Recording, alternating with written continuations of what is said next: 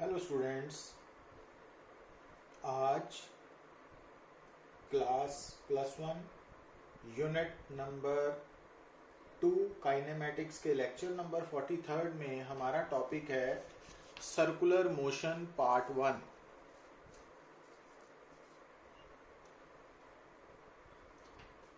तो सबसे पहले हम सर्कुलर मोशन के बारे में जब बात करेंगे तो जब कोई भी पार्टिकल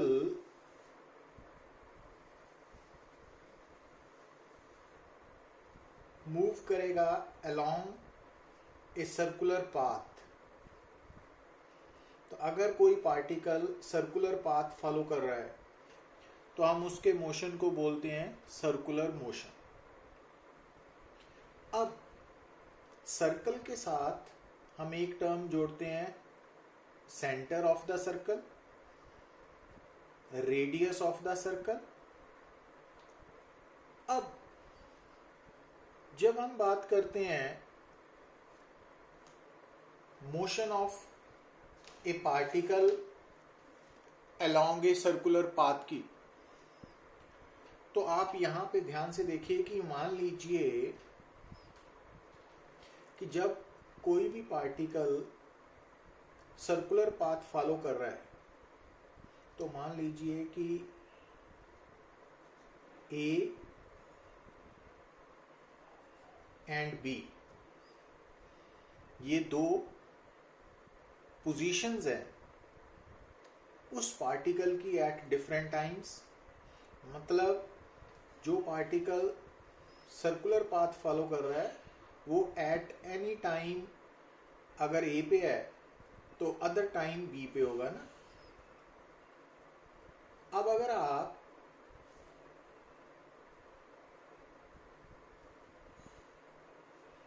ए और बी दो पॉइंट्स के बीच में जो आर्क बन रही है ना, ए बी आर्क, अगर आप इसकी लेंथ नोट करते हो तो ये जो लेंथ ऑफ आर्क है between any two points on the circular path. तो अब इस डायग्राम में आपको दो पॉइंट्स ए एंड बी नजर आ रहे हैं। तो अगर ए और बी के बीच में हमने distance covered by particle calculate करना है तो वो लेंथ ऑफ आर्क होगी ए बी। Got it? अच्छा, मान लीजिए कि जब पार्टिकल ए से बी शिफ्ट हुआ तो पार्टिकल के ए से बी शिफ्ट होने पर सर्कल के सेंटर पे जो आर्क है वो कुछ एंगल सबटेंड कर रही है ना, let that angle be theta. तो जब पार्टिकल ए से बी पॉइंट शिफ्ट हुआ तो पार्टिकल के ए से बी शिफ्ट होने पे डिस्टेंस कवर्ड तो एल है और जो सेंटर ऑफ सर्कल है वहां पे कितना एंगल सबटेंड हुआ, थीटा। और इस सर्कल का रेडियस आर है तो एल की वैल्यू क्या होगी,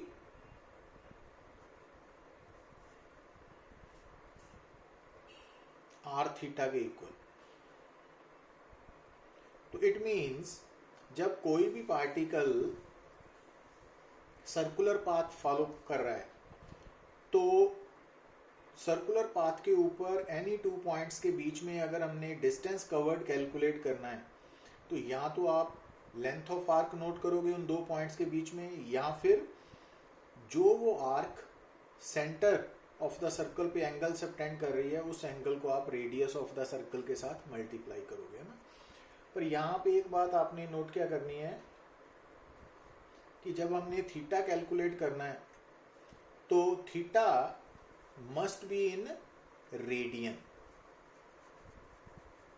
तो अगर आपको ये जो एंगल है वो डिग्री में दिया हुआ है तो सबसे पहले आपने, क्योंकि आपको मालूम होना चाहिए 360 degree is equal to 2 pi radian या 180 degree is equal to pi radian, है ना।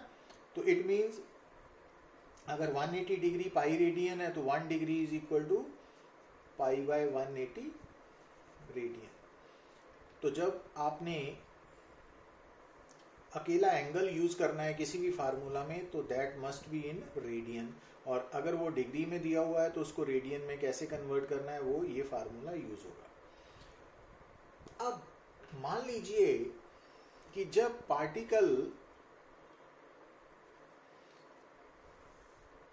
सर्कल में मूव कर रहा है, तो जब पार्टिकल ए से बी शिफ्ट हुआ तो मान लीजिए कि हमें निकालनी पड़ेगी डिस्प्लेसमेंट। अब डिस्प्लेसमेंट क्या होती है? दो गिवन पॉइंट्स के बीच में शॉर्टेस्ट डिस्टेंस है ना, तो वो कैसे ड्रॉ होगा कि ए और बी को हम स्ट्रेट लाइन से जोड़ें, और अगर ए इनिशियल पोजीशन है और बी फाइनल है तो इस केस में जो डिस्प्लेसमेंट है वो डेल्टा आर वेक्टर होगा, वो इनिशियल पोजीशन से फाइनल पोजीशन की तरफ डायरेक्टेड होगा ना, उसकी डायरेक्शन होगी। ये हम बातें डिस्प्लेसमेंट वाले टॉपिक में ऑलरेडी कवर कर चुके हैं ना। अब डिस्प्लेसमेंट कैसे निकालेंगे हम? अब यहां ध्यान दीजिए आप,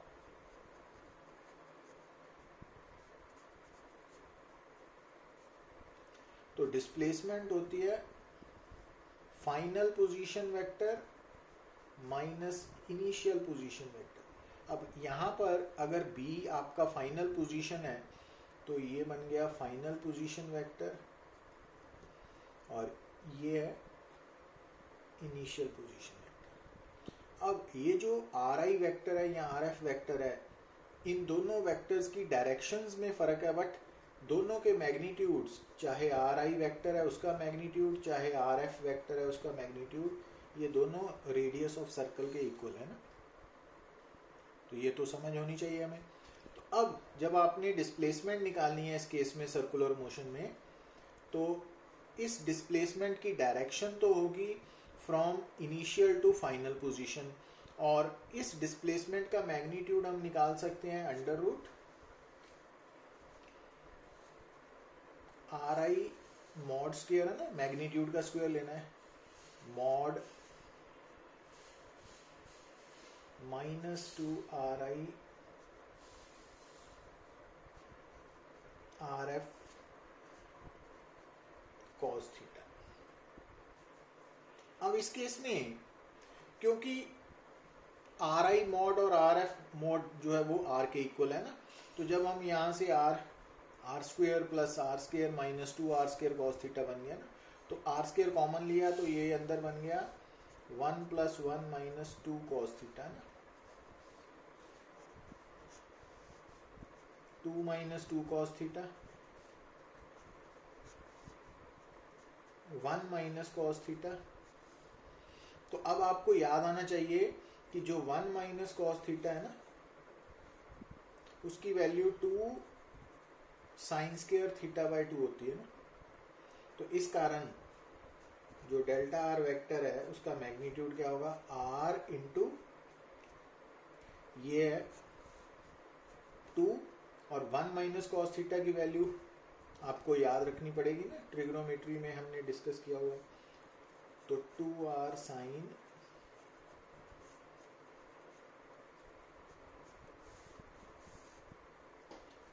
तो जब भी कोई पार्टिकल सर्कुलर पाथ फॉलो करेगा तो जब वो एक से दूसरी पोजीशन शिफ्ट होगा तो उन दो पोजीशंस के बीच में डिस्टेंस कैसे कैलकुलेट करना है, तो उसके लिए आप ये फार्मूला यूज कर सकते हो, और डिस्प्लेसमेंट का मैग्नीट्यूड कैसे कैलकुलेट करना है तो ये फार्मूला यूज कर सकते हो ना। अब डिस्प्लेसमेंट की डायरेक्शन हमेशा इनिशियल से फाइनल पोजीशन की तरफ होगी, ये बात आपको याद रखनी पड़ेगी ना। अच्छा, अब जब हम बात करते हैं सर्कुलर मोशन की, तो जब कोई भी पार्टिकल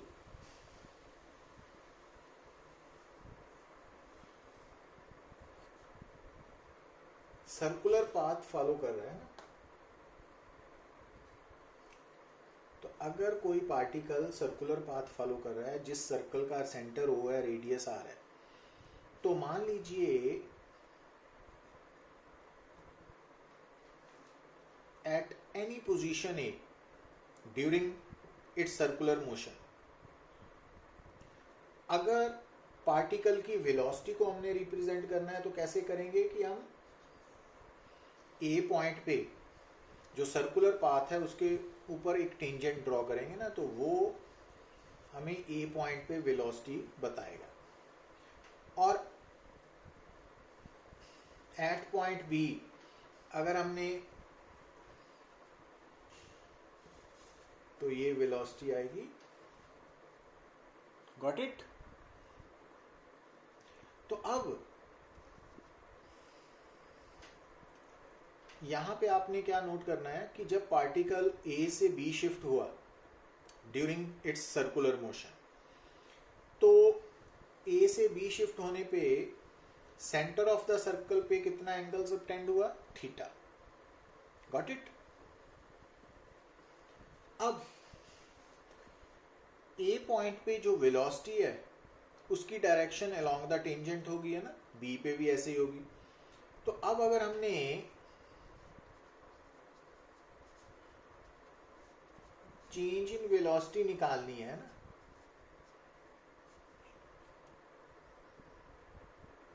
तो चेंज इन वेलोसिटी कैसे निकालेंगे आप? Final velocity minus initial velocity. ठीक है ना? अब यहां से हम मान रहे हैं कि पार्टिकल ए से बी की तरफ जा रहा है ना, तो ए इनिशियल है, बी फाइनल है।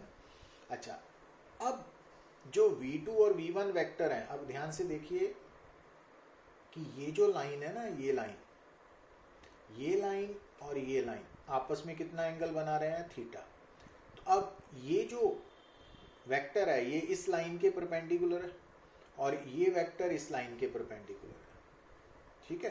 तो अगर दो गिवन लाइंस के बीच में एंगल थीटा है, तो उन दो गिवन लाइंस के ऊपर जो परपेंडिकुलर ड्रॉन है ना, ये परपेंडिकुलर टू दिस लाइन है, ये परपेंडिकुलर टू दिस लाइन है, तो उन दो परपेंडिकुलर्स के बीच में एंगल भी थीटा ही होगा। इट मींस v1 वेक्टर और v2 वेक्टर के बीच में एंगल थीटा होगा। ये बात आपने याद रखनी है, ये अकॉर्डिंग टू ज्योमेट्री है ना, तो ये आपको याद रखना पड़ेगा कि ये लाइन और ये दो, अगर दो लाइंस के बीच में एंगल थीटा है तो उन दो लाइंस के ऊपर जो परपेंडिकुलर ड्रॉ करेंगे उन दोनों के बीच में आपस में एंगल भी थीटा ही होगा ना।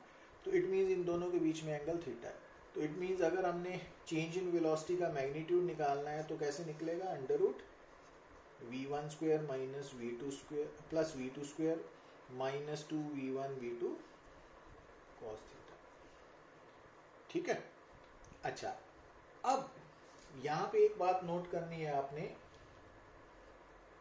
कि जब कोई भी पार्टिकल सर्कल में मूव कर रहा है तो सर्कुलर मोशन के दौरान पार्टिकल की जो स्पीड है वो या तो कांस्टेंट होगी या वेरिएबल होगी।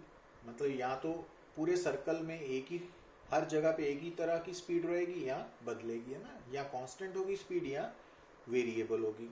तो अगर आपके सामने सर्कुलर मोशन की प्रॉब्लम है और उस मोशन में आप क्या देख रहे हो कि जो पार्टिकल है उसकी स्पीड कांस्टेंट दी हुई है हमें ना, कि पार्टिकल सर्कुलर पाथ तो फॉलो कर रहा है बट विद कांस्टेंट स्पीड। तो अगर सर्कुलर मोशन में स्पीड कांस्टेंट है तो उस सर्कुलर मोशन को हम बोलते हैं यूनिफॉर्म सर्कुलर मोशन। मतलब आज के बाद अगर आपके सामने स्टेटमेंट में लिखा हो कि particle possesses uniform circular motion, तो उसका मतलब है कि सर्कुलर पाथ के अलोंग उसकी स्पीड कांस्टेंट है। तो अगर यूनिफॉर्म सर्कुलर मोशन है ना,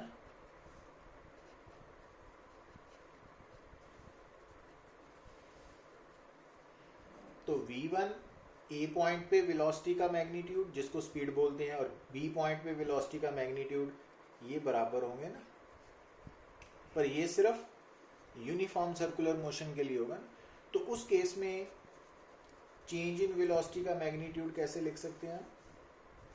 v square plus v square minus 2v square cos theta. अब v स्क्वायर कॉमन आ गया, 1 प्लस 1 माइनस 2 कॉस थीटा, तो सेम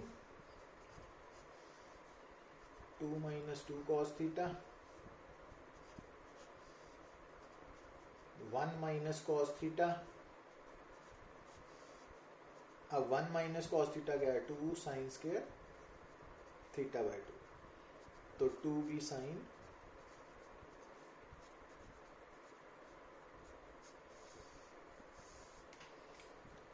पर याद रखना कि अगर आपको क्लैरिटी है कि आपकी स्टेटमेंट में जो सर्कुलर मोशन पार्टिकल पोजेस कर रहा है वो कांस्टेंट स्पीड से मूव कर रहा है, मींस यूनिफॉर्म सर्कुलर मोशन है, ओनली देन आप ये चेंज इन वेलोसिटी का मैग्नीट्यूड इस फार्मूला से निकालोगे। और अगर नॉन यूनिफॉर्म सर्कुलर मोशन है तो फिर ये फार्मूला लगेगा ना। तो ये जनरल फार्मूला है, ये पर्टिकुलर फार्मूला है, ये सिर्फ यूनिफॉर्म सर्कुलर मोशन के लिए अप्लाई होगा। तो सर्कुलर मोशन के दौरान चेंज इन वेलोसिटी कैसे निकालनी है ये हमने नोट किया। अब अगर आपने चेंज इन वेलोसिटी निकाल ली है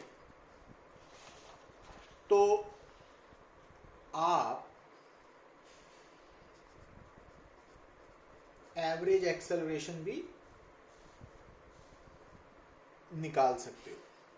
तो एवरेज एक्सेलरेशन कैसे निकलेगी, change in velocity divided by time taken. तो अब यहाँ पे ध्यान सिर्फ यही रखना है आपने कि अगर आप ए से लेके बी तक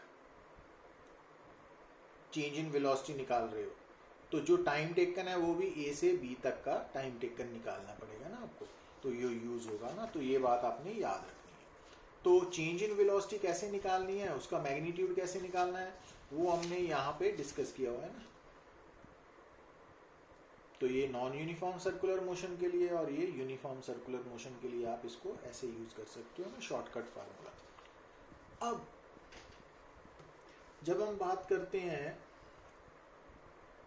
सर्कुलर मोशन की, अब यहाँ पे एक बात और नोट करनी है आपने कि जब हम सर्कुलर मोशन, किसी भी पार्टिकल के सर्कुलर मोशन को डिस्क्राइब करते हैं,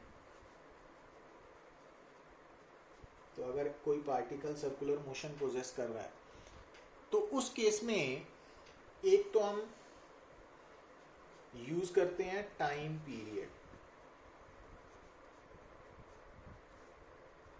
तो time period means time taken to complete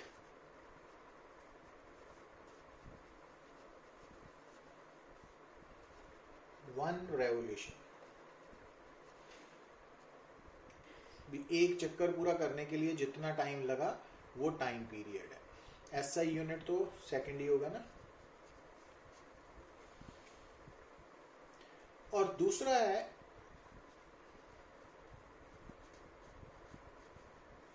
frequency. तो फ्रीक्वेंसी है नंबर ऑफ रेवोल्यूशंस पर सेकेंड, नंबर ऑफ आरपीएस, ठीक है। तो एक सेकेंड में कितनी रेवोल्यूशंस कंप्लीट की पार्टिकल ने। तो अच्छा ये बात नोट करनी है आपने कि अगर यूनिफॉर्म सर्कुलर मोशन है, यूनिफॉर्म सर्कुलर मोशन क्या बताया आपको कि वो सर्कुलर मोशन जिसके दौरान पार्टिकल की स्पीड कांस्टेंट है। तो अगर यूनिफॉर्म सर्कुलर मोशन है तो उस केस में आपने क्या नोट करना है कि टाइम पीरियड हर रेवोल्यूशन के लिए कांस्टेंट होगा। पर अगर मान लीजिए कि ये नॉन यूनिफॉर्म सर्कुलर मोशन है तो टाइम पीरियड कांस्टेंट नहीं होगा ना। तो वो डिपेंड करेगा कितनी स्पीड है, किस वक्त कितनी स्पीड से मूव कर रहा है। तो ये बात है। तो यूनिफॉर्म सर्कुलर मोशन में जो टाइम पीरियड है वो फिक्स होगा, कांस्टेंट होगा।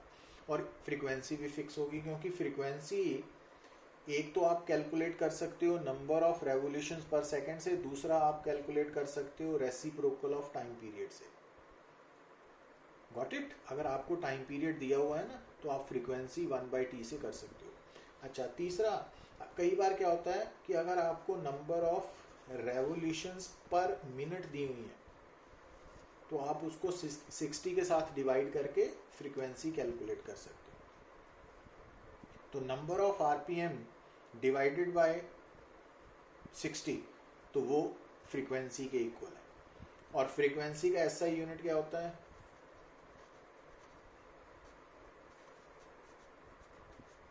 हर्ट्ज। तो hertz is the unit of frequency, है ना। तो जब हम सर्कुलर मोशन के साथ डील करते हैं, कोई भी पार्टिकल सर्कुलर मोशन पोजेस कर रहा है तो सर्कुलर मोशन के दौरान उसका time period, frequency, distance covered, displacement, change in velocity, average acceleration, तो ये कैसे निकालने हैं तो वो हमने डिस्कस किया है ना। अब जब हम बात कर रहे हैं सर्कुलर मोशन की, तो सर्कुलर मोशन के दौरान आपके सामने कुछ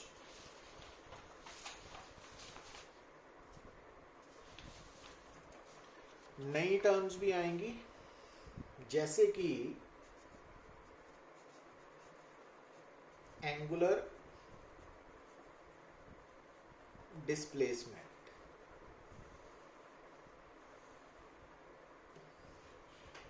ठीक है, तो अब यहाँ ये टर्म आपके लिए, क्योंकि लोअर क्लासेस में हम इनको डिस्कस नहीं करते, तो आपके लिए नई हो सकती है कि एंगुलर डिस्प्लेसमेंट क्या है। तो अब इसके लिए आप नोट करिए कि अगर आपके सामने ये सर्कुलर मोशन हो रहा है, सेंटर O है, रेडियस R है, ठीक है। तो अब एंगुलर डिस्प्लेसमेंट में सबसे पहले हम क्या नोट करते हैं,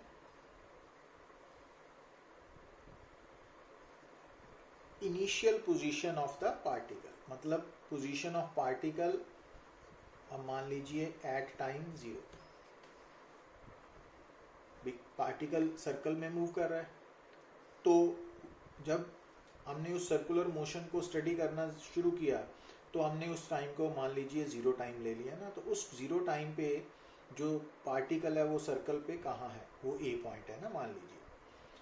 तो अब सर्कुलर मोशन में हम एक लाइन यूज करते हैं जिसको रेफरेंस लाइन बोलते हैं ना।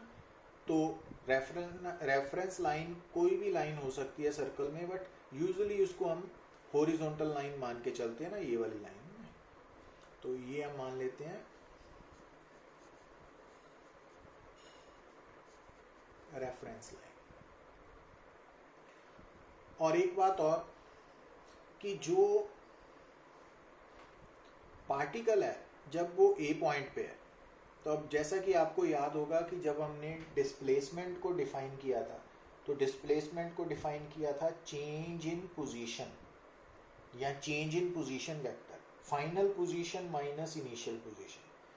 तो जैसा डिस्प्लेसमेंट निकालने के लिए हमें दो वेक्टर्स की ज़रूरत होती है, कौन से दो वेक्टर्स की, final position vector and initial position vector. उसी तरह से जब हम सर्कुलर मोशन में एंगुलर डिस्प्लेसमेंट निकालते हैं तो उसके लिए भी हमें दो पोजीशंस की लोड होती है, एक एंगुलर पोजीशन इनिशियल और दूसरी फाइनल एंगुलर पोजीशन। अब क्योंकि सर्कुलर मोशन में ध्यान दीजिए, क्योंकि जब पार्टिकल सर्कल में मूव कर रहा है, तो मान लीजिए कि हमने इस लाइन को रेफरेंस लाइन सेलेक्ट कर लिया और 0 टाइम पे अगर पार्टिकल A पे है और हमने O और A को जोड़ दिया स्ट्रेट लाइन के साथ, तो रेफरेंस लाइन के साथ जो OA वाली लाइन है ये जितना एंगल बनाएगी that is known as initial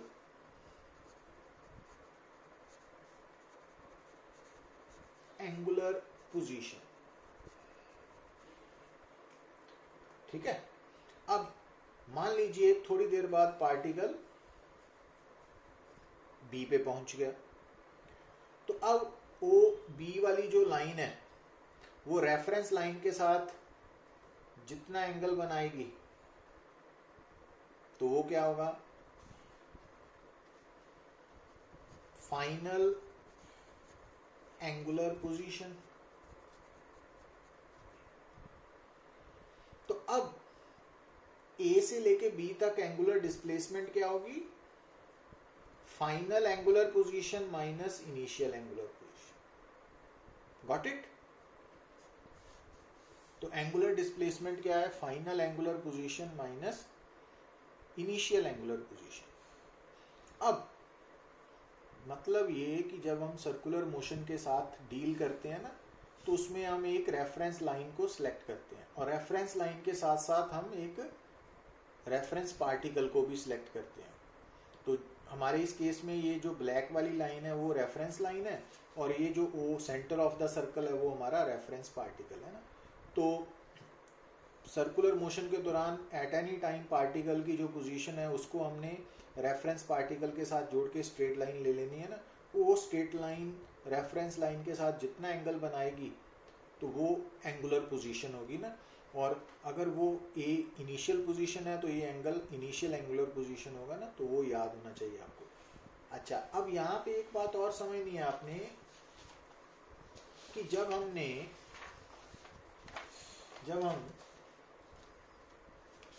circular motion के साथ डील करते हैं ना, अब यहाँ ध्यान दीजिए आप कि मान लीजिए कि एक पार्टिकल है, वो सर्कुलर पाथ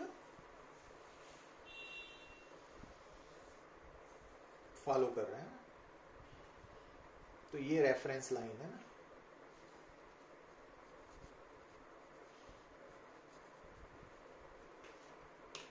अब अगर एट टाइम 0 पार्टिकल यहां पे है ना, तो अब आप देख रहे हो कि जो OA लाइन है और जो रेफरेंस लाइन है उनके बीच में एंगल 0 है, तो यहां पे इनिशियल एंगुलर पोजीशन जिसको हमने थीटा नॉट के साथ रिप्रेजेंट किया था वो 0 है ना। अब इस केस में अगर particle after time t B point पे पहुंचा, तो अब ये जो OB लाइन है वो रेफरेंस लाइन के साथ, अब यहां पे थीटा क्या है, फाइनल एंगुलर पोजीशन। तो अब यहां पे angular displacement theta minus 0 means, तो यूजुअली जब हम जनरली बात करते हैं ना सर्कुलर मोशन की, जब तक हमें रेफरेंस लाइन स्पेसिफाई ना की हो तब तक हमने इनिशियल पोजीशन वाली लाइन को ही रेफरेंस लाइन लेना है। इसके कारण जो इनिशियल एंगुलर पोजीशन है वो 0 ही होती है ना ज़्यादातर केसेस में। पर अगर किसी एग्जाम्पल में, किसी प्रॉब्लम में आपको क्लियर किया गया हो कि आपने रेफरेंस लाइन कौन सी लेनी है, तो फिर थीटा नॉट की वैल्यू एग्जिस्ट कर सकती है ना। तो ये डिफ्रेंशिएट करना है। अच्छा, अब यहाँ पे एक बात और जो आपको क्लियर करनी है कि जब पार्टिकल ए से, मतलब सर्कुलर मोशन के दौरान इनिशियल पोजीशन ए से फाइनल पोजीशन बी में शिफ्ट होगा, तो उस पार्टिकल के इनिशियल से फाइनल पोजीशन में शिफ्ट होने पे क्या होगा कि जो आर्क है ए बी, वो उस सर्कल के सेंटर पे जितना एंगल सबटेंड करेगी वो उसकी एंगुलर डिस्प्लेसमेंट होगी, है ना। तो ये बात भी आप ऐसे नोट कर सकते हो। तो अब देखिए ना यहाँ पे कि जब पार्टिकल ए से बी शिफ्ट हुआ तो सेंटर ऑफ सर्कल पे जितना एंगल सबटेंड हुआ वो थीटा है ना, और इस केस में delta theta angular displacement theta के इक्वल है। ठीक है, अब यहाँ पे देखिए आप, जब पार्टिकल ए से बी शिफ्ट हुआ तो ए और बी ने सर्कल के सेंटर में कितना एंगल सबटेंड किया, तो ये वाला एंगल सबटेंड किया ना, दिस एंगल। अब ये एंगल कितना है, थीटा माइनस थीटा नॉट, है ना। मतलब जब सर्कुलर मोशन के दौरान कोई भी पार्टिकल एक पोजीशन से दूसरी पोजीशन में शिफ्ट होगा तो वो जो दो पोजीशंस है ना उनके बीच में जो आर्क बनेगी, वो आर्क सर्कल के सेंटर पे जितना एंगल सबटेंड करेगी वो angular displacement of the particle होगी। अच्छा, अब जो angular displacement of the particle है, क्या ये इसका एसआई यूनिट तो आपको मालूम होना चाहिए कि वो तो है, एसआई यूनिट तो है रेडियन, ठीक है ना, एंगल है। तो अब इसका स्केलर नेचर है कि वेक्टर, तो अब यहां पे आपको कंसंट्रेट करना पड़ेगा, याद रखना पड़ेगा कि फॉर स्मॉल एंगुलर डिस्प्लेसमेंट्स,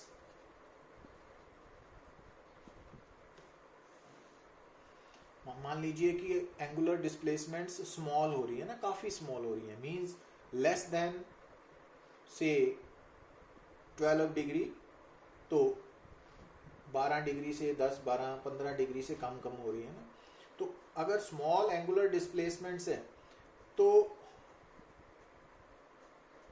उस केस में जो स्मॉल एंगुलर डिस्प्लेसमेंट्स हैं वो उनकी वेक्टर एडिशन कम्यूटेटिव होती है ना, d theta 1 vector plus d theta 2 vector is equal to, तो जिसके कारण स्मॉल एंगुलर डिस्प्लेसमेंट्स जो है ना, ये वाली एंगल, उनको हम वेक्टर ट्रीट करते हैं। ये याद रखना है। मतलब अगर एंगुलर डिस्प्लेसमेंट क्या है,